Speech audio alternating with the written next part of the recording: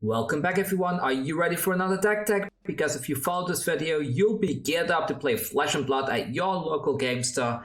Are you ready to charge into battle and embrace the light with this budget Boltyn Blitz deck? Well, today is the time to grab your sword and get ready, because this deck is not only strong, it's actually really good. And the best part of all? It only costs $30, so even your wallet fatigue crypto investing friends can afford this one. Because for less than 1,000 of a Bitcoin, you already own this deck. And yeah, I see you sitting there asking yourself, what makes this deck so good really? Well, it all boils down to this card right here. Because if you can get 2 of these on the battlefield, you are in to cause your opponent a whole lot of trouble. And suddenly, your budget Blitz deck will become an absolute nightmare for them to handle. All because this card allows you to attack in an additional time with your weapon, and if you combine that with a weapon that does not cost anything to attack in with, you're going to be dealing a lot of damage.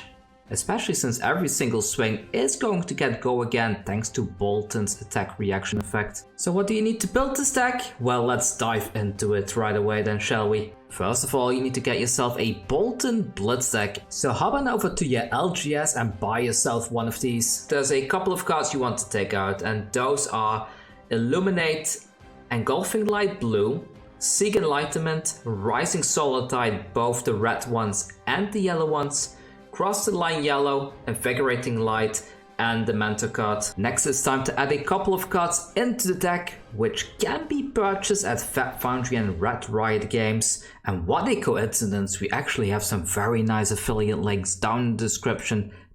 Alright, so the cheap cards you want to add into the deck are the following: Battlefield Blitz red, Valiant Thrust red, V of the Vanguard, Ball of Courage yellow ×2, and Engulfing Light yellow ×2. All in all, these cards should not cost you more than a couple of bucks, probably less than $2, and next we should jump into the Majestics, and then finally we can cover the equipment you need to get. Alright, so you need 2 copies of Luminous Ascension, 2 copies of Beacon of Victory, 2 copies of Boltyn Blitz, and Raiden to replace the axes in the deck.